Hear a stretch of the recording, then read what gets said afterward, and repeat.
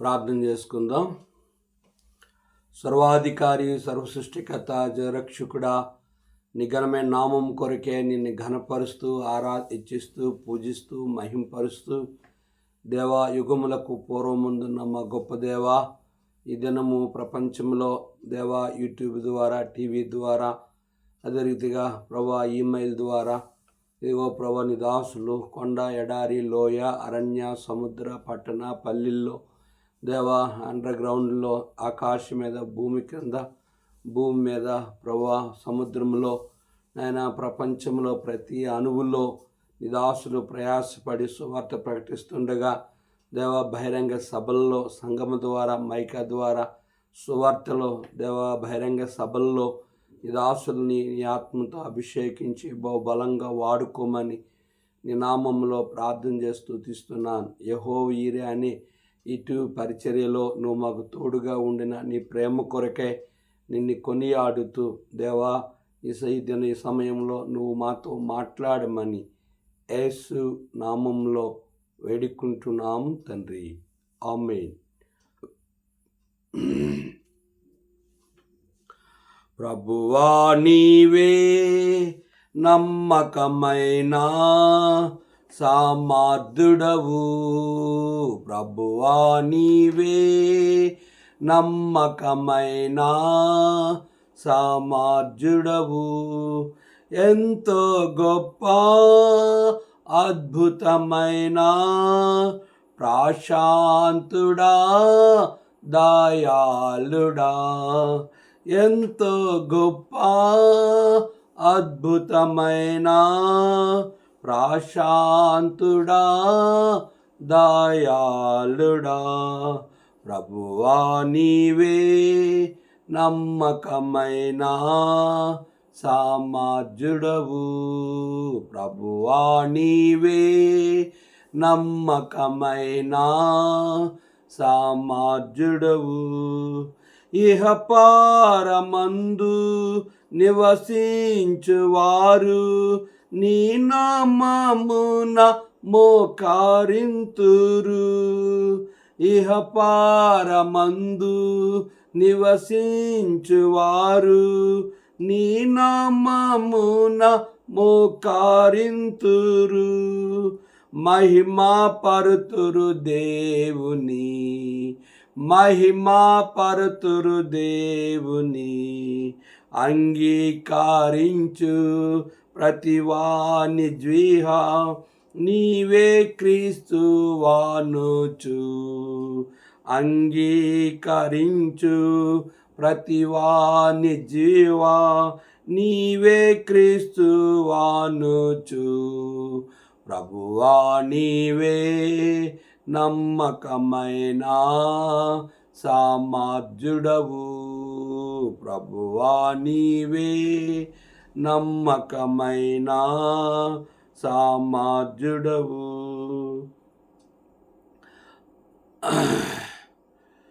తుఫాను రేగి నిరాశపరచి శత్రువు మా మధ్య చెలరేగగా, తుఫాను రేగి నిరాశపరచ శత్రువు మా మధ్య చెలరేగగా, మమ్ములను రక్షించితివి, మమ్ములను రక్షించితివి, వాగ్దానములు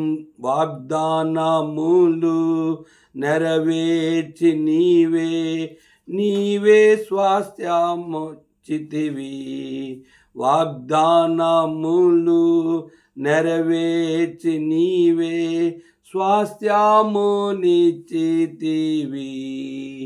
ప్రభువా నీవే నమ్మకమైన సామర్థుడవు, ప్రభువా నీవే నమ్మకమైన సామర్థుడవు.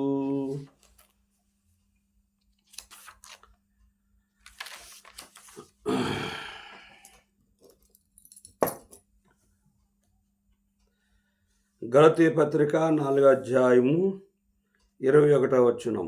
ధర్మశాస్త్రమునకు లోబడి ఉండవ ఉండగోరు వారులారా, మీరు ధర్మశాస్త్రమును వినట్లేదా? నాతో చెప్పుడి. దాసి వలన ఒకడను, స్వతంత్రాల వలన ఒకడను, ఇద్దరు కుమారులు అబ్రహాము కలిగిరని వ్రాయబడినది కదా. ఆయనను దాసి వలన పుట్టినవాడు శరీర ప్రకారం పుట్టెను, స్వతంత్రాల వలన పుట్టినవాడు వాగ్దానం బట్టి పుట్టెను. భలే బాలే మాట, బంగారు మాట, బైబిల్లో మాట, యేసు మాట. భలే బాలే మాట, బంగారు మాట, బైబిల్లో మాట, యేసు మాట. నా జీవితాన నీ జీవితాన మరువాని మాట, యేసు మాట. నా జీవితాన నీ జీవితాన మరువాని మాట, యేసు మాట. ప్రభునందు ప్రియమైన దేవుని సేవకులకు, పరిశుద్ధులకు, మా ప్రియులైన వారెల్లరికీ ప్రభువైన యేసుక్రీస్తు నామములో శుభములు లేదా వందనాలు చెల్లిస్తూ ఉన్నాం. ప్రభు కృపలో మేము క్షేమముగా ఉన్నాం. మీరు కూడా క్షేమముగా ఉన్నారని అనుదినము మీ కొరకు ప్రార్థన చేయించు ఉన్నాం. మా కొరకు కూడా మీరు ప్రార్థన చేయించున్నారని నమ్ముతూ మరి ప్రభువుని స్తుతిస్తూ ఉన్నాం. కనుక ఈ దినము గలతీ సంఘము 4వ అధ్యాయంలో మరి చివరి వర్తమానాన్ని వినడానికి పరిశుద్ధాత్మ దేవుడు మనల్ని ఈ రీతిగా సమకూర్చిన దేవునికి మనం ఎంతగానో కృతజ్ఞతాస్తులు చెల్లించిన వారమై ఉన్నాం. కనుక ప్రభు కృపలో మరి కొన్ని సంవత్సరాలుగా మరి ఇది 3వ సంవత్సరముగా మరి ప్రభు మనల్ని ఈ రీతిగా నడిపించడానికి ఆయన సహాయం చేస్తూ ఇన్ని దినాలు లేదా ఇన్ని నెలలు, ఇన్ని సంవత్సరాలు ప్రభు కృపలో మనల్ని ఆయన ఈ రీతిగా ప్రేమిస్తూ ఉన్న ఆయన ప్రేమకు మనం ఏమిచ్చిన ఆయన రుణమును తీర్చలేం. కనుక గలతీ పత్రికలో పౌలు గలతీ సంఘాన్ని గురించి కనుక ఏ మాటలు ఇక్కడ చెప్పట్లేదు, కానీ గలతీ సంఘంలో ఉన్న వారికి మన పితరుడైన అబ్రహాముకు 2 భార్యలు కలిగి ఉన్నారు. వారు ఒకరు శరీర సంబంధులు, ఒకరు ఆత్మీయ సంబంధులు, ఒకరు శారీరకంగా పుట్టినవారు, ఒకరు వాగ్దానం మూలముగా పుట్టినవారు అనేది 2 మాటలు చదువుతూ మరి మనం ఉన్నాం. చూడండి 20వ వచనంలో, ధర్మశాస్త్రం లోబడి ఎండుగోరు వారులారా, మీరు ధర్మశాస్త్రం వినట్లేదా? నాతో చెప్పిడి. దాసి వలన ఒకడను, స్వతంత్రాల వలన ఒకడను, 2 కుమారులు అబ్రహామును కలిగిరని వ్రాయబడి ఉన్నది కదా. ఆయనను దాసి వలన పుట్టినవాడు శరీర ప్రకారం పుట్టెను, స్వతంత్రాల వలన పుట్టినవాడు వాగ్దానం బట్టి పుట్టెను. అబ్రహాము కనాను దేశాన్ని విడిచి బయలుదేరి వచ్చినప్పుడు వారు కనుక అక్కడి నుంచి వచ్చినప్పుడు ఐగుప్తు దేశంలో వాళ్ళు నివసిస్తున్న దేశంలో కరువు వచ్చినప్పుడు కారణం చేత అబ్రహాము ఐగుప్తుకు వెళ్ళినప్పుడు ఐగుప్తు రాజు షారాను చూసి చాలా అందగత్తెని తనను తన భార్యగా చేసుకోవాలని ప్రయత్నం చేస్తూ వచ్చాడు. అయితే అబ్రహాము షారాకి ఏం చెప్పాడు అంటే, తను రక్షించుకోవడానికి నీవు నా చెల్లువని చెప్పు అన్నాడు. ఎందుకంటే నీ మూలంగా నేను బ్రతకాలి అని చెప్పినప్పుడు షారా ఆ రీతిగా అబ్రహాము నా అన్న అని చెప్పింది. కనుక ఆ రీతిగా అబ్రహామును భార్యను అబీమెలెకు ఆ యొక్క రాజు తనను తీసుకొని వెళ్ళి తనని భార్యగా చేసుకోవాలని ప్రయత్నం చేసినప్పుడు దేవుడు అతనికి వాళ్ళిద్దరూ భార్యాభర్తలుగా సరసాలు ఆడుకోవడం, ఎగటాలు ఆడుకోవడం, భార్యాభర్తలుగా ముద్దు ముచ్చట కలిగి ఉండడము అనేది దేవుడు ఆ రాజుకు చూపించి, గనుక నీవు ఒకని భార్యను నువ్వు ముట్టవద్దు అని చెప్పి అతన్ని గద్దించినప్పుడు అబ్రహామును పిలిచి, నువ్వు నాకు చేసిన పని ఏమిటి? గనుక ఈమె నీ చెల్లెని నాకు చెప్పావు, ఈమె నీ భార్య కదా, నీ భార్య నువ్వు తీసుకుని వెళ్ళిపో, నేను నా ఇంటి వారును ఎంతో వేదన కలిగి అనేక రోగములు కలిగి మేము ఇబ్బంది పడుతూ ఉన్నామని చెప్పినప్పుడు సరే అని చెప్పి ఒప్పుకున్నప్పుడు ఆ రీతిగా ఆమెను బట్టి మీరు నన్ను చంపుతారేమని నేను ఆ రీతిగా చెప్పాను, ఆమె నా భార్య అని అబ్రహాము స్పష్టంగా చెప్తూ వచ్చాడు. కనుక అబ్రహాము తాను కాపాడుకోవడానికి అక్కడున్న దుష్టులైన మనుషులు ఆ రాజును బట్టి గనక అందముగా ఉన్న స్త్రీలని ఆయన ఆశించేవాడు గనక అబ్రహాము ఆ విషయాన్ని విని తాను కాపాడుకుంటూ వచ్చాడు. అప్పుడు అబ్రహాము భార్య అయిన శారాకు అన్ని దినాలు కొన్ని నెలలుగా ఆమెకి దాసురాలుగా ఉండి పనిచేసే సహాయకురాలుగా ఉన్న ఆమెని గనుక అబ్రహాము భార్య అయిన దాషితో ఆగర్ని పంపివేశారు. అబ్రహాముకి గొర్రెలను గొడ్లను బంగారమును కనుక డబ్బును కావలసినవన్నీ కూడా ఇచ్చి, నువ్వు నా యొక్క దేశంలో నువ్వు ఉండొద్దు, దయచేసి నా దేశాన్ని విడిచి వెళ్ళిపో, గనుక నువ్వు నన్ను దీవించు, నా కొరకు ప్రార్థించంటే అబ్రహాము ప్రవక్తగా అతని కొరకు ప్రార్థించాడు.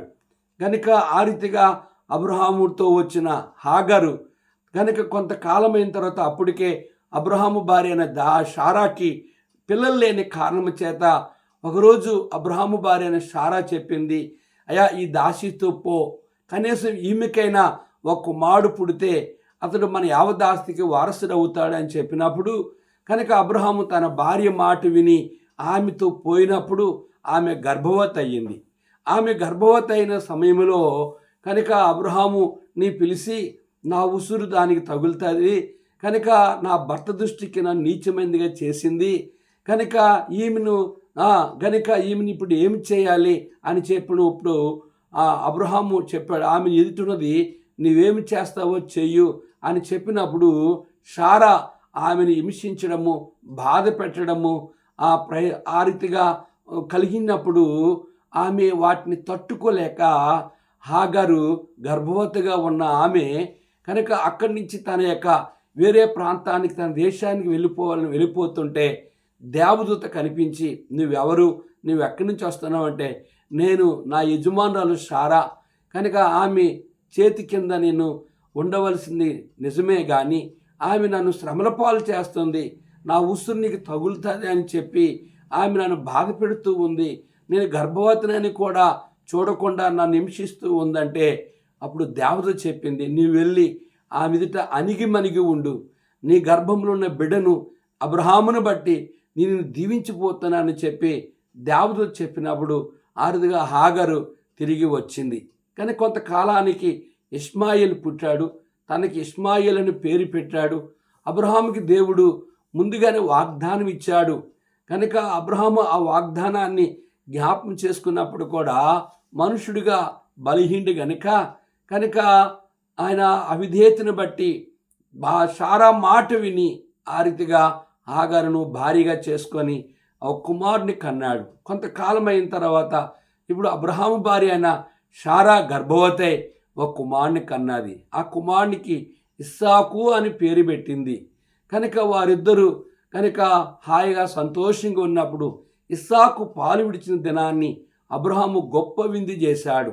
ఆ దినము ఇష్మాయేలు ఇస్సాకు కలిగిన ఘనతను బట్టి కనుక శారా కలిగిన ఘనతను బట్టి అబ్రహాము కలిగిన ఘనతను బట్టి ఇష్మాయేలు తన తల్లి నిందరై దాసీగా ఉంది, తన తల్లిని అవమానపరుస్తున్నారు, మాటల చేత అనేక రకాలుగా బాధ పెడుతున్నారని ఇష్మాయేలు చూచి కనుక ఆ ఇస్సాకుని పరిహాసం హేళన చేశాడు, అవమానపరుస్తూ వచ్చాడు.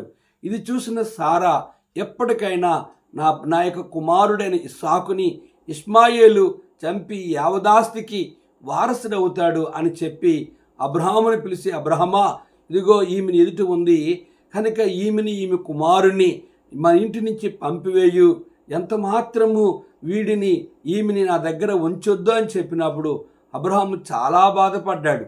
కనుక అప్పుడు అబ్రహాము దేవుని అడిగినప్పుడు అబ్రహాముతో దేవుడు చెప్పాడు, వాగ్దాన పుత్రుడైన ఇస్సాకే నీ కుమారుడు, నీ గర్భవాసు నుంచి వచ్చిన నీ కుమారుణ్ణి నేను బహుగా దీవిస్తాను, ఆకాశ నక్షత్రం వలె ఇసుకురేణుల వలె అతన్ని నేను ఆశీర్వదిస్తాను, నీ గర్భవాసును పుట్టిన ఇష్మాయేల్ని కూడా నేను దీవిస్తాను. కనుక ఈ విషయంలో వాగ్దాన పుత్రుడు నీ కుమారుడని ఇస్సాకే గనుక హాగరును ఇష్మాయేలును నీ ఇంటి నుంచి పంపివేయి, అబ్రహమా నువ్వు భయపడకు అని చెప్పినప్పుడు అబ్రహాము ఇష్మాయేలును శారాను పంపివేశాడు. ఇక్కడ ఇద్దరి యొక్క అవిధేయతలు ఉన్నాయి.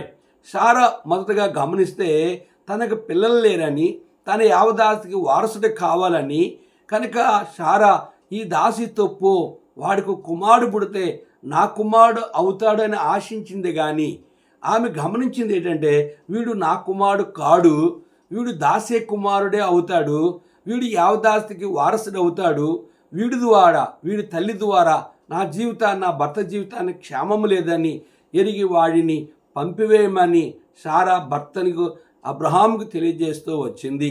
కారణం ఏంటి అంటే, శారా గ్రహించింది ఏంటంటే, ఆగరు ద్వారా ఇష్మాయిల్ ద్వారా క్షేమం లేదనేదే గ్రహించింది.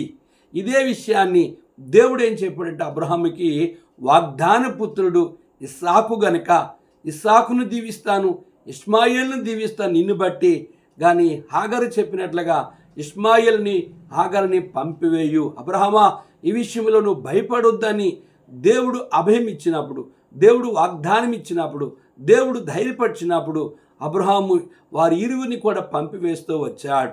దీనికి కారణము కనుక ఏం మనం గమనిస్తున్నామంటే, ఇక్కడ శారా మాట విని చేసిన అవిధేయత, అబ్రహాము తొందరపాటు నిర్ణయము ఆగరుతో పోయి ఆ కుమారుని కంటి ద్వారా వారి ఇంటిలో కలహము కలిగింది. అందుకే యేసు ప్రభువారు సంఘానికి శిరస్సు, అలాగే భార్యకి శిరస్సు భర్త. కనుక అబ్రహాము అప్పుడే దేవుని అడిగితే, దేవా నా యొక్క భార్య ఆగరుతో పొమ్మంటుంది, కుమారుడు కావాలంటుంది, నువ్వు వాగ్దానం ఇచ్చావు, నువ్వు మాట ఇచ్చావు, ఇప్పుడు నేనేం చేయాలని అడిగితే ఆ దినమే దేవుడు అబ్రహాముతో చెప్పేవాడు, నువ్వు ఆర్థిక చేయొద్దని చెప్పేవాడు. కానీ అబ్రహాము మనుషుడిగా, బలహీనుడిగా తన భార్య మాట విని తన అవిధేయత ద్వారా ఒక సంతానమును బయటకు తీసుకొచ్చినట్లుగా మనం చూస్తున్నాం. ప్రియ భార్యాభర్తలారా, ప్రియ దేవుని సేవకుడా, సేవకురాలా, ప్రియ విశ్వాసైన భార్యలారా, విశ్వాసైన భర్తలారా, కనుక నీ కుటుంబ జీవితంలో కలహము రాకుండా, నీ కుటుంబంలో సమస్యలు రాకుండా, నీ బిడ్డల మధ్య కనుక వేరే వేరే మనస్పర్ధలు రాకుండా ఉండాలి అంటే కనుక దైవ చిత్తానుసారమైన దుఃఖము రక్షణార్థమైన మారు మనసు కలుగు చేస్తుంది. కనుక మనము ఇల్లు కట్టాలన్నా, పెళ్లి చేయాలన్నా, వ్యాపారం చేయాలన్నా, ఏ మంచి పని నువ్వు చేయాలన్నా అబ్రహాము దేవుని చిత్తము ఎరగలేదు. ఆ విషయంలో శారా దేవుని చిత్తం ఎరగలేదు. గనుకనే వాళ్ళ ఇంట్లో కలహం వచ్చింది, వాళ్ళ ఇంట్లో కనుక సమస్యలు అధికముగా అవుతూ వచ్చాయి. ఈరోజు ప్రపంచానికి కూడా 2 జనపదాలు ఉన్నాయి.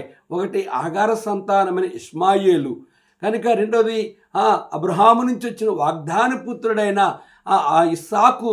ఈ 2 సంతానంలో ప్రపంచంలో విస్తరిస్తూ వచ్చాయి. దీనికి కారణము ఎవరు అంటే మానవు యొక్క అవిధేయత, శారా యొక్క అవిధేయత, అబ్రహాము యొక్క అవిధేయత.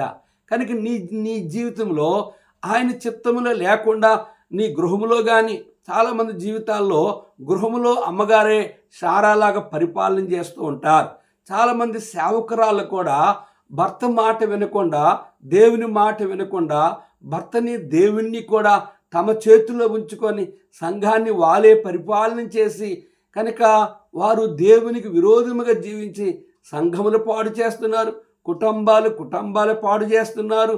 వారికున్న అవమానాన్ని భర్త కూడా అవమానం తీసుకొస్తూ వస్తున్నారు. శారా తన భర్తని ఘనపరిచినట్లుగా లేదు, కానీ ఇక్కడ శారా తన భర్తను హాగర్ను బట్టి అవమానపరుస్తూ వచ్చింది. ప్రియ దేవుని సేవకుడా, సేవకురాలా, కనుక ప్రియమైన విశ్వాస అయిన భార్య భర్తలారా, కనుక సంఘములో దైవ పరిపాలన ఎప్పుడు ఉంటుందంటే, అబ్రహాము దేవుని మాట విన్నాడు, తన భార్య మాట వినలేదు. దేవుని మాట విని హాగరును, ఇష్మాయేలును పంపివేశాడు. అదే అబ్రహాము మొదట చేయవలసిన ఆ పని. దేవుని అడిగి ఆమెతో భార్యగా స్వీకరించినప్పుడు దేవుడు అది చిత్తమైతే అంగీకరించును. కనుక దేవుని చిత్తము గాక కనుక నూతన నిబంధన ప్రకారం పాత నిబంధన కాలంలో చాలామంది భార్యలు ఉన్నారు ఒక పురుషునికి. కానీ నూతన నిబంధనలో ఒక పురుషునికి ఒక భార్య మాత్రమే ఉండాలి. భర్త బతుకుండగానే కనుక వేరే స్త్రీని పెళ్లి చేసుకోకూడదు. భార్య బ్రతుకుండగానే వేరే ఒక పురుషుని పెళ్లి చేసుకోకూడదు. కనుక భార్య భర్తకును, భర్త భార్యకును వారు ధర్మమును జరిగించాలి అనేది దేవుని యొక్క ముఖ్య ఉద్దేశం. కనుక పాత నిబంధనలో అనేక మంది భార్యలు కలిగి ఉన్నారు, కానీ కొత్త నిబంధనలో యేసు ప్రభు వచ్చిన ద్వారా కనుక ఒకడే పెండ్లి కుమారుడైన యేసు ప్రభువారు సార్వత్రిక ప్రపంచంలో ఉన్న ఆ సంఘమనే వధువు పెండ్లి కుమార్తె మధ్యాకాశములో గొర్రెపిల్ల వివాహోత్సవ సమయం వచ్చినది, ఆయన భార్య తన్ను తాను సిద్ధపరచుకున్నది అనే వాగ్దానాన్ని మనం స్వతంత్రించుకోవాలి. ఆ రాజ్యంలో ఆయనతో పాటు యుగయుగాలు ఉండాలంటే ఇప్పుడు అబ్రహాముకి 2 భార్యలుగా లేరు, కానీ ఒక భార్య అయినా ఆ పెండ్లి భార్య అయినా శారా మాత్రమే, తన వాగ్దాన పుత్రుడైన ఇస్సాకు మాత్రమే అతని దగ్గరే ఉన్నారు. హాగరు కుమారును పంపివేశారు. ఇదే విషయం మనం గమనిస్తే మన పితృడైన అబ్రహాము జీవితంలో ఎప్పుడైతే దావీదు జీవితంలో ఎప్పుడైతే హాగరును బెత్షెబాను చూసి రప్పించుకొని ఆమెతో పాపం చేసి ఆమె గర్భవతి ఆమెని పెండ్లి చేసుకొని తన భర్తను చంపి ఆమెను పెండ్లి చేసుకొని ఆ పుట్టబోయే బిడ్డ కొరకు 3 దినాలు ఉపవాసం ఉండి ప్రార్థన చేశాడు. బిడ్డ చనిపోగానే లేచి స్నానం చేసి భోజనము పెట్టమని అడుగుతూ వచ్చాడు. కానీ కారణం ఏంటి అంటే అబ్రహాము దావీదు ఆ దినం నుంచి చనిపోయినంత వరకు కూడా దేవుడు ఒక బెత్షెబాని భార్యగా ఉంచాడు. మిగిలిన భార్యలను తన ఉత్పత్తులని ఎవరిని వారి దగ్గరికి శారీరకంగా వెళ్ళనివ్వకుండా వారిని పోషిస్తూ వచ్చాడు. కనుక మనం గమనిస్తే పాత నిబంధనలో కనుక దేవుడు దావీదు ద్వారా ఈ విషయాన్ని మనకు బయలుపరుస్తూ వచ్చాడు. కనుక మన ప్రభు అయిన యేసుక్రీస్తు వారు దేవుడు ఒక్కడే, దేవునికి నరునికి మధ్యవర్తి ఒక్కడే, ఆయనే క్రీస్తు యేసని నరుడు. అయితే అబ్రహాము తొందరపాటు ద్వారా, సారా తొందరపాటు ద్వారా కనుక ఇష్మాయేలును భూమి మీదకి హాగరు ద్వారా తీసుకొచ్చిన ఈ తొందరపాటు నిర్ణయము ఎవరిది అంటే అబ్రహాము శారాదే. వారితో ఏకీవించింది ఎవరు అంటే దాసి అయిన హాగరు. కారణం ఏంటంటే అబ్రహాము అప్పటికే గొప్ప ధనవంతుడిగా ఉన్నాడు. దాసురాలుగా ఉన్న ఆమె యజమానురాలుగా ఉండడానికి తన సొంత ప్రయత్నం ద్వారా కూడా అబ్రహాముతో ఉండాలని, అబ్రహాముకి భారీగా ఉండాలని తన సొంత నిర్ణయం కలిగి ఉండి ద్వారా దేవుడు ఆమె కుమారుణ్ణి దూరం చేస్తూ వచ్చాడు. ఇది మనకి ఏం నేర్పుతుంది? ఏ గృహములో భార్య పరిపాలన ఉంటుందో, ఏ సంఘములో సేవకురారి పరిపాలన ఉంటుందో కనుక అక్కడ దయ్యం ఉంటుంది, అక్కడ అపవాదం ఉంటాడు, అక్కడ సైతాను ఉంటాడు, అక్కడ శత్రు కార్యాలు జరుగుతాయి.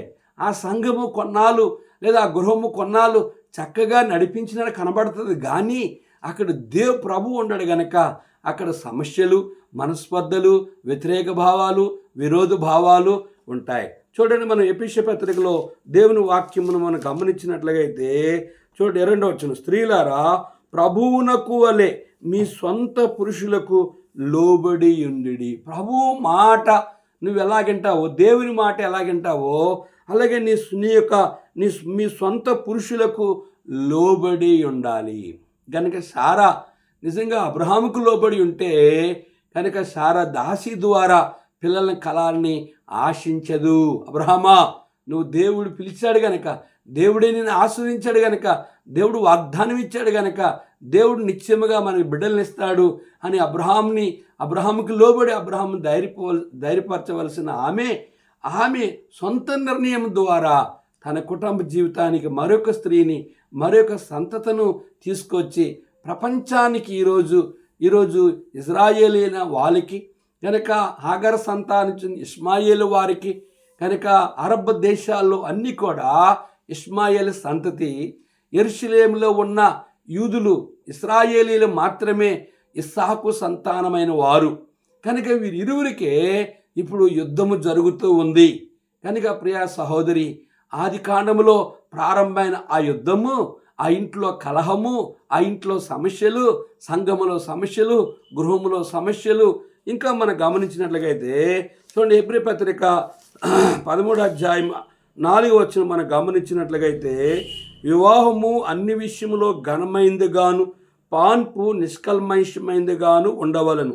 వేశ్య సంగులకును వ్యభిచారులకును దేవుడు తీర్పు తీర్చును. గమనించారా? వివాహము అన్ని విషయములో ఘనమైనది, పాన్పు నిష్కల్మషమై ఉండవలను. కనుక సారా తన యొక్క దాంపత్య జీవితంలో ద్వారా దేవునితో సంతోషపరిచి ఆనందపరిచి తన దాంపత్యం ద్వారా దేవుడు బిడ్డలిస్తాడు అని విశ్వసించలేకపోయింది. కారణం ఏంటంటే దేవుడే ఆమె గొడ్రాలుగా చేస్తూ వచ్చాడు, పిల్లలు లేనిదానిగా ఆమెను చేస్తూ వచ్చాడు. కనుక శారా అంటే అర్థం ఏంటంటే రాజకుమార పుత్రిక. శారా చాలా అందగత్తి.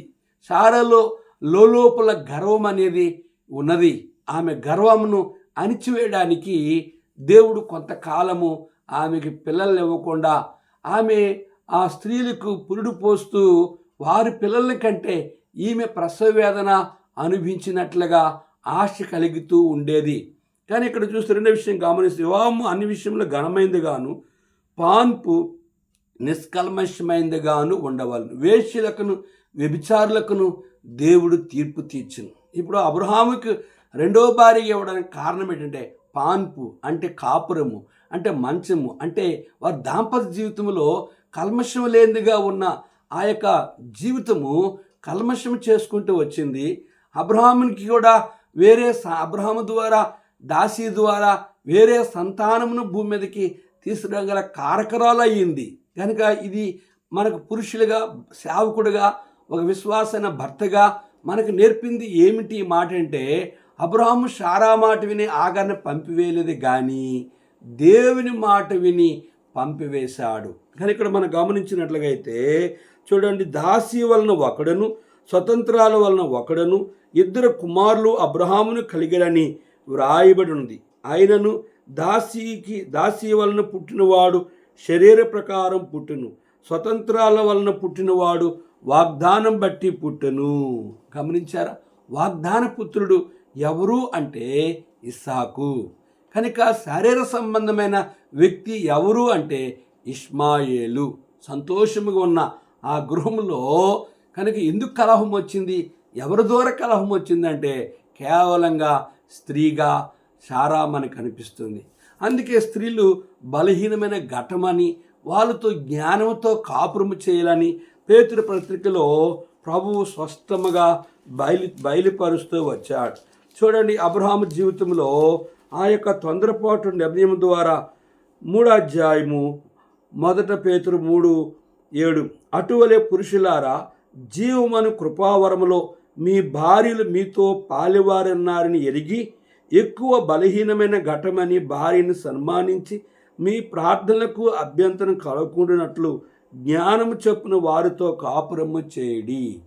అబ్రహాము దేవుని చిత్తమును ఎరిగి దేవుని జ్ఞానాన్ని కలిగి ఆ రీతిగా ఉన్నట్లుగా అయితే అబ్రహాము జీవితంలో ఈ సమస్య తన జీవితంలో రాకుండా ఉండును.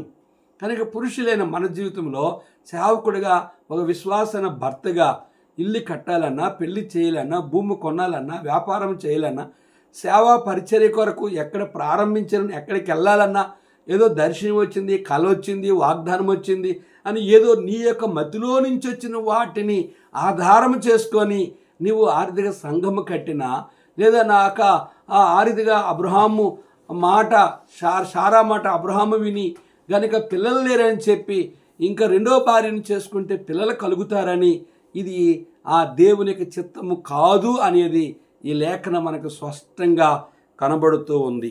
చూడండి, ఇక్కడ మనం గమనించినట్లుగైతే 24వ వచనంలో ఈ సంగతులు అలంకార రూపముగా చెప్పబడి ఉన్నవి. ఈ స్త్రీలు 2 నిబంధనలు ఉన్నారు.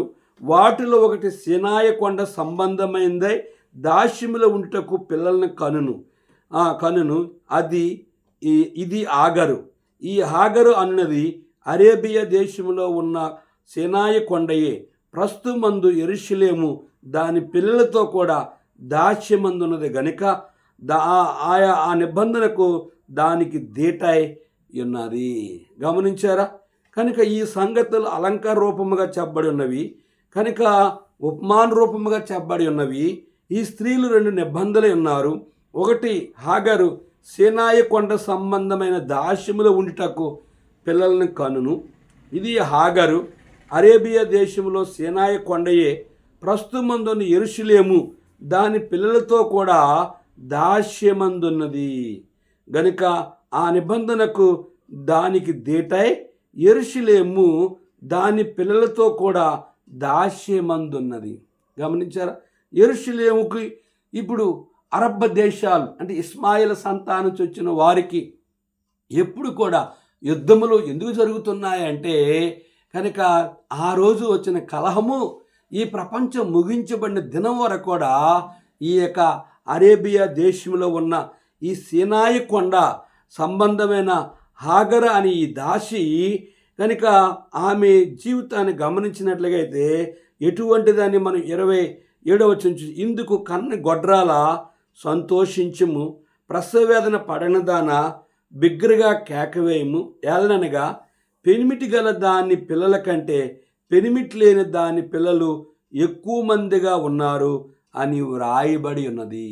ఈ హాగరు కనుక ఆ రీతిగా కనుక మరి గమనించినట్లయితే వారి సంతానం ఎట్లా ఉందంటే కనని గొడ్రాల ఏ స్త్రీ అయినా బిడ్డల్ని కనకుండా సంతోషిస్తుందా అంటే గొడ్రాలు సంతోషించదు.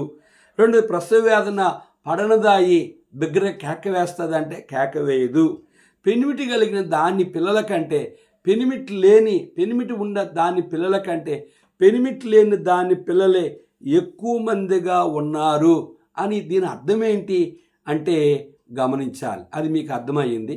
కనుక ప్రసవవేదన పడినదాయి కనుక బిగ్గరగా గొడ్రాలు సంతోషించలేందాయి కనుక భర్త లేనిదాయి ఎక్కువ మంది పిల్లలను ఎట్లా కంటాది అంటే అదే ఈ హాగారు, అదే అరేబియా దేశం, అదే సినాయి కొండ, అదే ఆగారు, అదే శరీర సంబంధమైనది.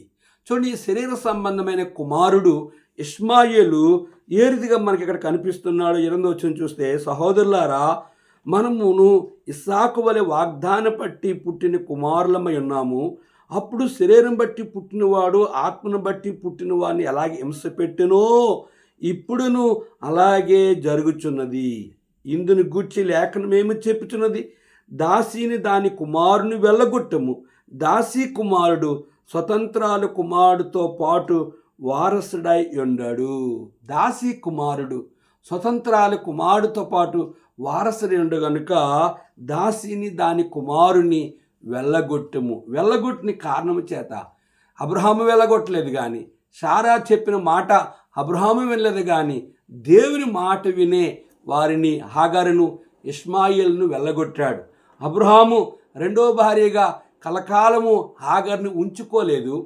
హాగరును పుట్టిన కుమారుడు నా కుమారుడని చెప్పి అబ్రహాము ఆశలు పెంచుకోలేదు.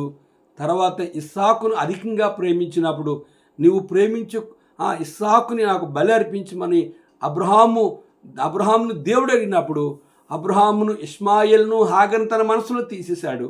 రెండోది ఇస్సాకును ఎక్కువగా ప్రేమించాడు. బలి ఇవ్వమని కోరినప్పుడు బలి ఇవ్వడానికి కూడా దేవునికే నా హృదయం అని ఆ హృదయం అర్పించి ఇస్సాకుని బలి అర్పించడానికి ఇష్టపడ్డాడు. కానీ దేవుడు అబ్రహామా నీవు నీ కుమారుని హృదయపూర్వకంగా నాకు బలి అర్పించి ఇష్టపడ్డావు కనుక నీ కుమారుడు నాకు బలి అర్పించిన అవసరం లేదు. అదిగో ఆ పొదలో పొట్టేలు నీ కుమారుడు ప్రతిగా అర్పించు అని అబ్రహాముకు దేవుడు వాగ్దానం ఇచ్చి తన కుమారుడు ఇస్సాకు వాగ్దాన పుత్రుడిని ఇస్సాకు తిరిగి అప్పగించినట్లుగా మనం గమనిస్తున్నాం. శరీరకంగా పుట్టిన కుమారుడు ఆత్మను వాగ్దానం బట్టిన పుట్టిన కుమారుడిని ఇస్సాకుని హింసించాడు. శరీర సంబంధులు విశ్వాసులు, శరీర సంబంధమైన క్రైస్తవులు, శరీర సంబంధమైన సేవకులు ఎప్పుడు కూడా స్వచ్ఛమైన బంగారము వెండి వెలగల రాళ్ళు కట్టే సంఘాన్ని, పునాది మీద కట్టబడిన సంఘాన్ని పాడు చేయడమే శరీర సంబంధాల యొక్క ఉద్దేశం. ఎప్పుడు కూడా నిజమైన సేవకుడు, నిజమైన విశ్వాసి దేవుని చిత్తము ఎరిగినవాడు సరిహద్దు దాటడు. కట్టబడిన సంఘమును మరలా మొక్కలు చేసి కట్టడు. తనది కాని దాన్ని ఆక్రమించుకుని వానికి శ్రమ అని బైబిల్ సెలవిస్తుంది. తనది కాని విశ్వాసను కానీ, తనది కాని సంఘమునే కానీ, తనది కాని సేవకున్నే కానీ నాది అని చెప్పుకోడు. గనుక ఇక్కడ ఇష్మాయేలు ఇస్సాకుకి ఎలాగున్నాడు అంటే హింసించేవాడిగా, శరీర సంబంధిగా. చీకటి వెలుగు ఎప్పుడూ కలవు. విశ్వాసి ఎప్పుడూ కలవరు. నిజమైన సేవకుడు, నిజమైన విశ్వాసి ఇక్కడ కలవరు, పరలోకములో కూడా కలవరు. ప్రియ సహోదరి సహోదరుడా, ప్రియ దేవుని సేవకుడా, విశ్వాసి, నువ్వు శరీర సంబంధం సేవకుడువా, శరీర సంబంధమైన నామకార్థ క్రైస్తుడువా? శరీర సంబంధమైన విశ్వాసాన్ని చెప్పుకొని ఆరాధన చేసి బలం తీసుకొని బాప్తిసం తీసుకొని దేవుని పెట్టమని చలమని అయినట్లుగైతే నువ్వెంతకాలము గొర్రెలు మేకల్ని గొల్లవాడు వేరు చేసినట్లుగా శరీర సంబంధంగా ఉంటావు.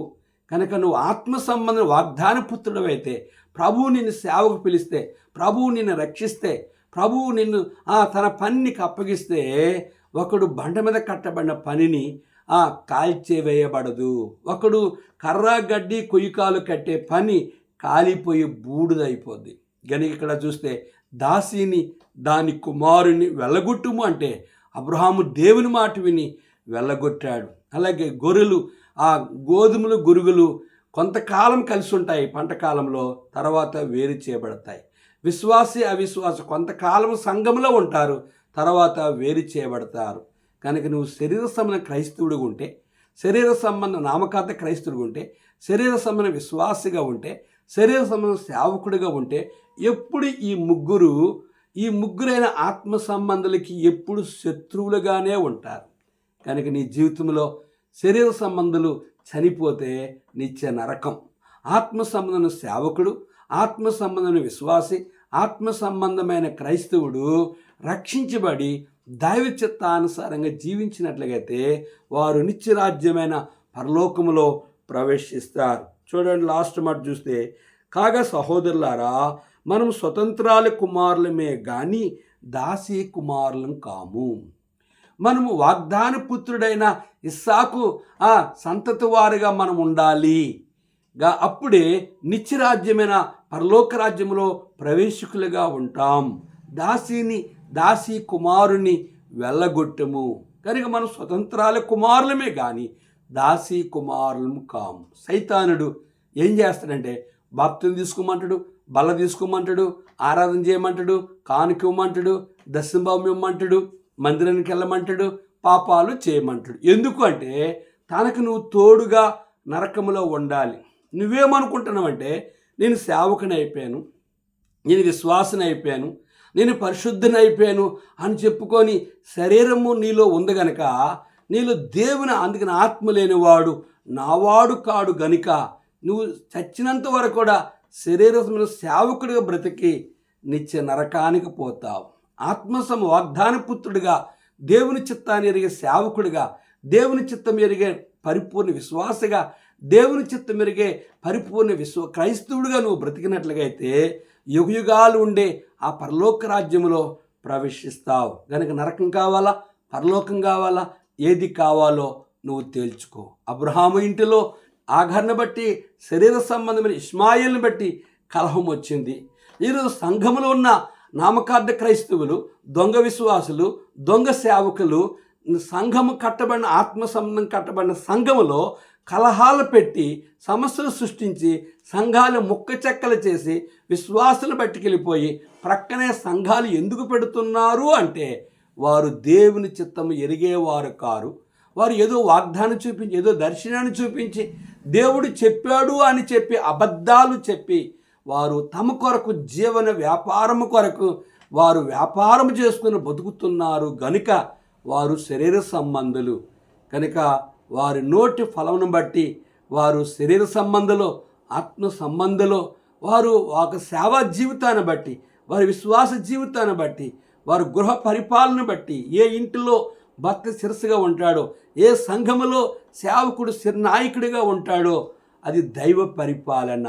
కనుక ఇసుక మీద కట్టబడినది కర్ర గడ్డి కొయ్యకాలు కాలిపోద్ది, బండ మీద కట్టబడినది బంగారం వెండి వెలగలరాలు సంఘము ఎత్తబడుతుంది. ఎత్తబడి పరలోక రాజ్యానికి వెళ్ళే సేవకుడిగా, నిజమైన విశ్వాసగా, నిజమైన క్రైస్తుడిగా బ్రతికితే యుగయుగాలు ఆయనతో ఉంటావు. కనుక దొంగ సేవకుడిగా ఉండి, దొంగ విశ్వాసగా ఉండి, నామకార్థ క్రైస్తవుడిగా ఉండి నీ పెళ్ళిళ్ళ కొరకో, నీ సావుల కొరకో, నీ పెద్ద పిల్లల కార్యము కొరకో, దేని కొరకో దేవుని సంఘాన్ని సేవకుని వాడుకొని నీ పనిని జరిగించుకున్నట్లయితే ఒకరోజు నరకం ఉంది, భూమి మీద దేవుని ఉగ్రత ఉంది. కనుక నరకం కావాలా, పరలోకం కావాలా, ఏది కావాలో నీవే తేల్చుకో. జిమ్ముగల తండ్రి, కొన్ని మాటలు మా ప్రియులు అన్నారు, వారి జ్ఞానముతో ఈ మాటల వరకు అర్థము కావు, నీ జ్ఞానముతో నింపు.